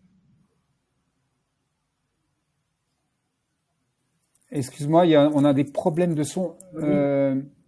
T'es coupé, Patrick. Ah. Je t'invite à peut-être couper ton flux vidéo, peut-être, et qu'on entend. Ah non, là pour l'instant ça revient, mais là on a eu des coupures. Enfin, moi j'ai eu une coupure, je sais pas si elle est partagée. Vas-y, excuse-moi. C'est bon, ça a l'air d'être revenu. Ouais, ça a l'air d'être revenu. Ouais. Je continue alors. Donc pas d'opposition et ne pas laisser passer l'opposition entre ce qu'on a fait de bien à travers une expérience syndicale et ce qu'on a fait de bien à travers l'expérience professionnelle. Et c'est très important quand on revient dans une activité 100% professionnelle. Il faut préparer aussi, lorsqu'on revient, c'est une espèce de CV syndical, c'est-à-dire dire, voilà, dans tout ce que j'ai fait dans mon activité syndicale, voilà ce que ça peut apporter dans mon futur poste sur lequel je candidate.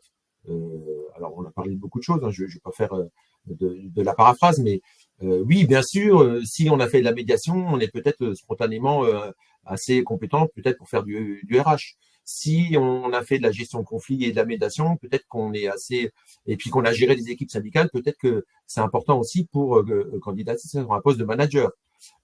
Si on a fait de la négociation, bah, ça peut être important pour gérer du business. Un bon négociateur, il peut peut-être être un bon acheteur dans une entreprise. Voilà. Donc, il ne faut pas hésiter à le faire. Me concernant, moi, j'ai fait la même démarche qu'est en train de faire Stéphane, hein. C'est que j'ai tenu à capitaliser au travers de diplôme mon expérience syndicale, parce que je n'étais pas naïf.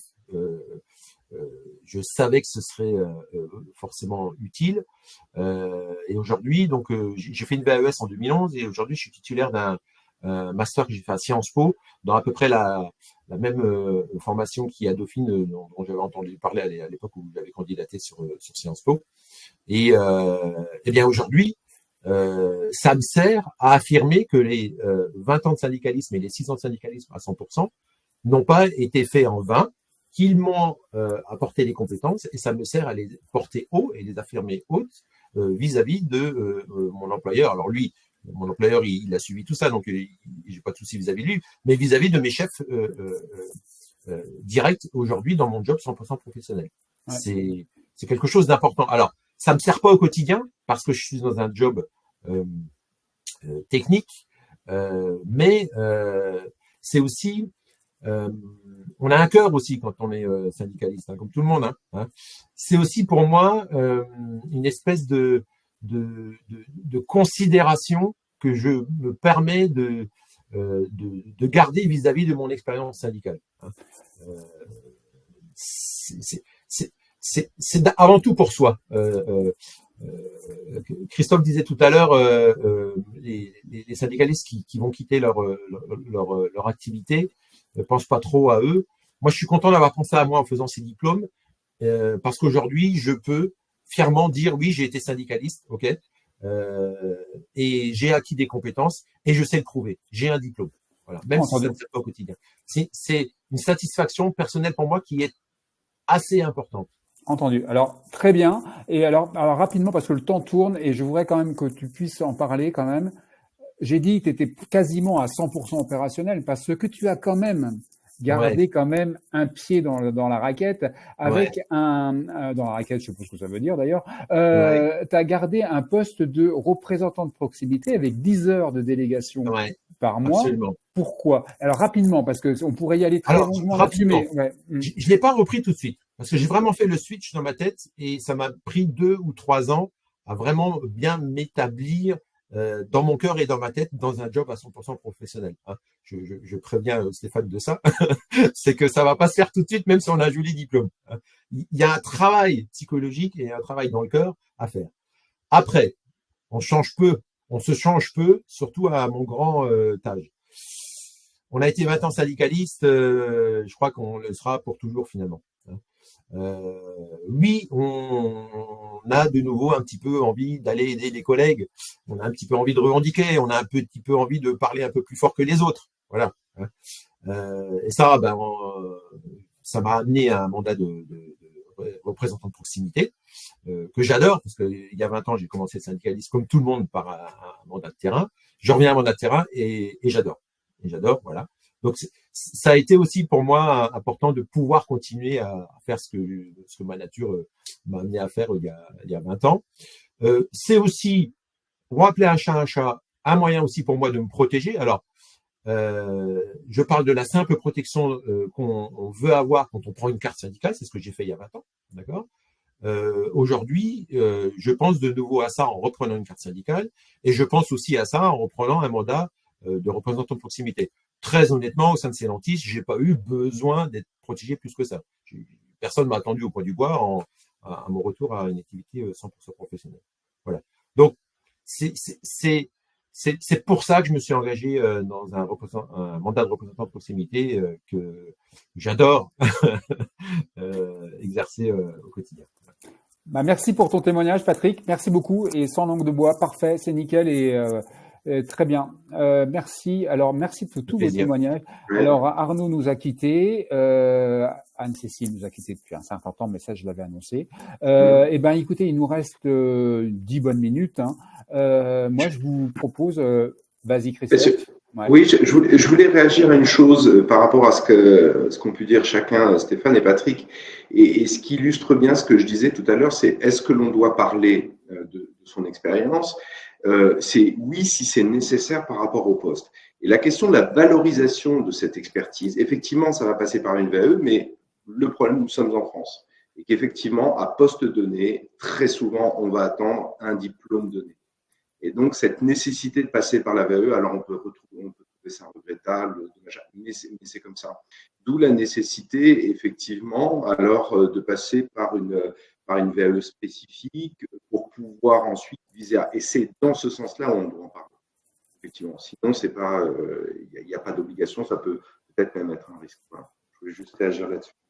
Ok, ouais. Ben moi, je précise simplement, là, je l'ai déjà, il y a une négociation interpro qui commence sur, sur la question de la valorisation des parcours. Et mardi, quand on a fait le direct de mardi, c'est un représentant de la CFTC qui intervenait, Rémi, qui disait que là, c'était pas que la CFTC qui porte, hein, c'est tout l'ensemble des organisations syndicales qui portent la notion de VAE-S, c'est-à-dire vient pour mieux flécher. Parce que on l'a vu avec les témoignages de mardi dernier, il y avait Debra, qui est une militante CGT, qui racontait précisément son parcours de VAE. C'est vraiment, il faut être motivé. Hein, je peux vous dire, il faut vraiment avoir la motive. Et mais par contre, elle faisait partager sa motivation, et ça c'était super, comme ce matin.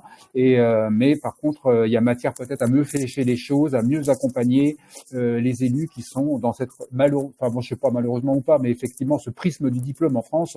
Bon, voilà, on peut en parler, mais je pense que par rapport à tout ce qu'on s'est dit, le plus important et le préalable, c'est déjà d'en parler, quoi, d'être en capacité d'en parler avec son manager, avec son RH, avec les salariés, d'être à l'aise et d'être détendu pour en parler et d'être en confort pour en parler. Qui veut rebondir là, spontanément? Moi, juste par rapport à la motivation, juste de dire, moi, dans ma classe de master aujourd'hui, on est 16. Les syndicalistes, ils ont tous entre 35 et 55 ans. Il faut être motivé pour se taper 18 mois d'école de Master 2. Moi, clairement, les bancs de l'école, je les ai quittés il y a 40 ans. J'ai eu mon bac en 86, j'aurai mon Master 2 en 2025. Il faut vraiment être motivé, mais je dirais, Christophe le dit, le diplôme est encore très important en France. Et surtout dans les grandes entreprises. Donc oui, il faut en passer par là. Alors, il y a sûrement plus simple, mais la VAE, il faut aussi être très motivé. Je sais pas s'il faut être très motivé pour aller à l'école ou pour faire la VAE. Dans tous les cas, il faut être très motivé. Et je pense que c'est hyper important de montrer que oui, quand on fait du syndicalisme, moi je suis comme Patrick, ça fait 20 ans que j'en fais, ça fait 10 ans que je suis permanent.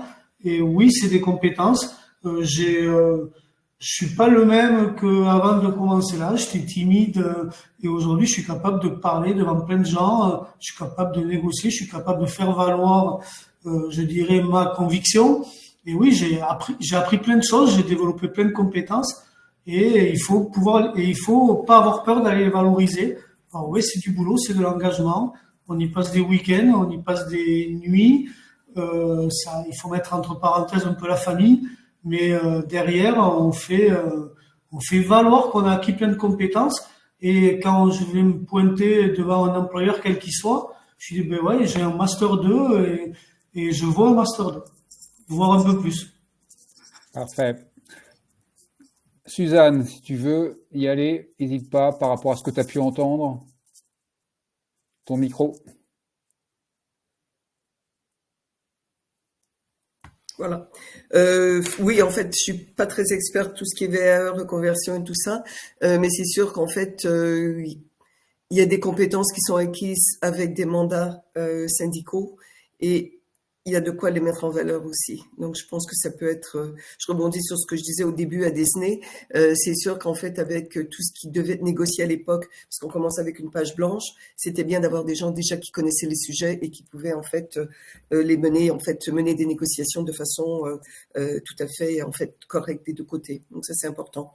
Il y a juste un petit point qui était fait. Je regardais dans le chat, on disait que j'ai peur en fait de mettre sur une liste syndicale, en fait une liste pour les élections professionnelles. Moi, ce que je dirais, c'est que je suis peut-être une DRH qui est un petit peu bizarre, mais j'étais un petit peu paresseuse aussi. Donc, j'avais des syndicats et moi, en fait, ça m'embêtait d'avoir 2 tours. Donc déjà, ce que je leur disais, mettez des listes complètes déjà. Donc, c'est eux qui choisissent bien sûr qui ils mettent sur les listes. On voulait des gens motivés et pas nécessairement pour leur pomme, mais vraiment pour le bien de l'entreprise, ce qui était le cas en majorité de toute façon. Et comme ça, en fait, on avait des gens qui étaient motivés, puis de façon paresseuse, on n'avait qu'un tour. Donc ça, c'était vraiment très bien. Mais c'est aussi bien du côté employé qu'agent de maîtrise. Mais les cadres, souvent, c'était très difficile de trouver des personnes qui veulent en fait s'impliquer, parce qu'en fait, ils disaient oui, je vais être marqué au fer blanc et tout ça, au fer rouge, pardon. Mais c'est pas le cas. On a besoin en fait de tous les niveaux pour pouvoir en fait mener à bien les différents échanges et ainsi de suite. Donc, je pense que dans la plupart des sociétés, j'espère, mais c'était le cas dans la nôtre, en fait dans les miennes, celles avec lesquelles j'ai travaillé, c'était quand même important d'avoir des élus, de pas avoir des listes professionnelles qui étaient vides. Et c'est pas une peur, c'est vraiment un plus. Donc voilà. Ouais, et c'est bien, tu fais bien de le pointer parce que c'est bien l'enjeu du moment où on voit les syndicats qui sont quand même en difficulté pour avoir des listes complètes. Enfin bon, c'est pas tout la photo, elle est pas forcément géniale, hein. Il suffit pas de parler des adhésions aux confédérations et chacun se dise on a combien d'adhérents, mais après concrètement dans les boîtes, la difficulté de créer des listes, d'avoir des taux de participation même aux élections qui baissent, ils sont pas forcément le truc. Tout ça, c'est des signaux d'alerte et qui doivent alerter les RH. Et je pense que c'est vraiment super encore de t'entendre parce que je pense que les RH un peu trop timides quoi sur le sujet et il y aurait matière à peut-être vous entendre davantage, du moins la corporation, je sais pas comment, enfin bon, bref, ils se reconnaîtront, mais bon, bref, il y aura des positions un peu plus franches à apporter et ça serait pas plus mal. En tout cas, son engagement de le dire. Au niveau des RH, en fait, c'est comme au niveau syndical, hein. Il y a des gens qui portent en fait un message plutôt positif puis qui disent on est des partenaires, il faut qu'on avance ensemble. Comme je disais plus tôt, en fait, c'est une réalité en France, donc il faut faire avec, mais on peut faire mieux que faire avec, on peut faire vraiment un partenariat et avancer ensemble, donc ça c'est important. Et il y avait un autre point sur le chat, en fait, au niveau de la vérification des références. Personnellement, je vérifiais pas toutes les références de tous les salariés parce qu'en fait j'avais autre chose à faire. Par contre, pour les postes clés, oui, je le faisais. Et donc là, et j'appelais en fait, surtout, bon, enfin moi j'étais dans le milieu de l'hôtellerie, donc on se connaît quand même pas mal. Donc c'est vrai qu'en fait pour des postes clés, j'appelais. Et puis pour moi en fait que quelqu'un en fait fasse partie, soit élu ou ainsi de suite, c'était pas nécessairement rébarbatif. À partir du moment où la personne en fait avait mené en fait soit des négos, en fait que le climat social soit quand même apaisé. Et on a besoin. Donc, à la limite, moi, je préfère intégrer quelqu'un qui a contribué à un climat social apaisé d'une autre boîte plutôt qu'un inconnu qui sort de je sais pas où, quoi. Donc, okay. Voilà. Mais en tout cas, c'est moi, en fait, mon opinion personnelle et mon expertise. Merci. Ben allez, on l'apprend. Merci à toi. Peut-être avant de passer à le mot de conclusion à Christophe, très rapidement, peut-être Stéphane et Patrick, si vous avez un petit rebond au regard de la séquence qui nous a animés. Qui veut? Moi, je dirais à tous, à toutes et tous qui veulent rebondir. Alors déjà, on peut avoir effectivement plusieurs vies. Moi, avant, j'étais épanoui dans mon boulot, j'ai été épanoui dans ma vie syndicale et je m'épanouirai sur ma fin de carrière.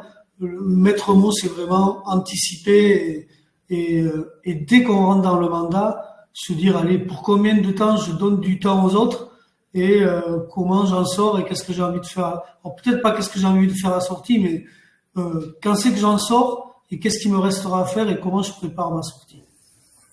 Ok, parfait. Patrick? Moi, je rajouterais, soyez fiers de votre engagement syndical. Alors, bien sûr, pendant l'engagement syndical et après aussi. Voilà. Soyez toujours fiers de ça. Vous serez toujours la chaîne préférée de beaucoup de salariés et de beaucoup de responsables au sein de l'entreprise. Si vous renvoyez en permanence cette image, et encore plus après votre mandat syndical, c'est tout à votre bénéfice et c'est quelque chose qui vous restera très important jusqu'à la fin de votre carrière professionnelle. Ouais. Parfait. Merci à toi. Christophe, à toi la parole pour pour clôturer cette séquence, la dernière séquence du cycle. Écoute, j'étais ravi de ce temps d'échange, de discussion et d'entendre les différents témoignages. Moi, la chose que je retiens finalement, c'est une question, c'est en quoi j'ai été un partenaire de l'entreprise. Et je pense que c'est quelque chose d'important, c'est-à-dire que je crois que c'est Patrick qui disait effectivement, c'est-à-dire que en tant que syndicaliste, je suis pas, d'une certaine façon, je participe au même titre que les autres salariés à la vie de l'entreprise. Et ça, c'est fondamental. Et donc, il y a un vrai travail de réflexion à avoir. Stéphane parlait aussi de l'accompagnement qui peut être fait des représentants. C'est intégrer le fait que c'est une compétence particulière. Je participe à la vie de l'entreprise. Cette prise en compte est fondamentale pour pouvoir dire, eh bien, voilà ce que cela nécessite en termes de compétences, de connaissances, etc. Conscient de cela, et à ce moment-là, je serai d'autant plus à l'aise pour pouvoir en parler ou de ne pas en parler si à un moment donné, j'estime que ce n'est pas nécessaire ou que ça va me dévaloriser. Mais si je ne suis pas déjà convaincu de cela, moi, je n'arriverai pas à convaincre les autres. Et ça, c'est vraiment quelque chose qui est important. Et nous, le travail que l'on peut faire chez Oasis dans l'accompagnement des salariés, c'est souvent ça, c'est permettre aux gens de prendre conscience de ce qu'ils sont réellement, de ce qu'ils peuvent apporter, parce que c'est seulement une fois qu'il y aura ça qu'ils seront capables de pouvoir en parler. Et ça, c'est très important. Voilà. Bah, super. Bah, merci de vos témoignages. J'espère que ça. Merci à vous. Merci à Oasis Mobilité d'avoir porté cette rencontre avec Upcop. Merci à Stéphane, Patrick et Suzanne d'avoir porté vos témoignages du vécu. Merci à votre participation dans la salle. Mais on va conclure ce cycle avec un compte rendu, une synthèse qui va être assez riche au regard des 4 rencontres qui nous ont concernés. Je ne sais pas quelle est la part d'entre vous qui ont déjà participé aux précédentes séquences, mais l'agrégat de tout ça, ça va faire une matière éditoriale assez intéressante pour le moins, je pense. Donc tout ça, c'est à suivre. Je vous invite à répondre au questionnaire qui est en cours et il y a des suites à suivre avec Oasis sur le sujet. Et sinon, prochain live, je l'ai pas annoncé, mais vous allez recevoir une invitation prochainement. C'est sur la santé mentale. Et le lien entre santé mentale et RPS. Comment on dilue pas les RPS dans la santé mentale, mais en quoi, parler de plus en plus de santé mentale dans les entreprises, c'est un vaste sujet. On le porte, c'est jeudi prochain, et c'est porté par AXA. Et donc, vous allez recevoir l'invitation si vous n'êtes pas déjà invité. Je vous remercie beaucoup de votre participation et des échanges riches. Et on va couper. Et à la prochaine. À bientôt. Bonne journée. Au revoir. Merci. Je coupe. À bientôt.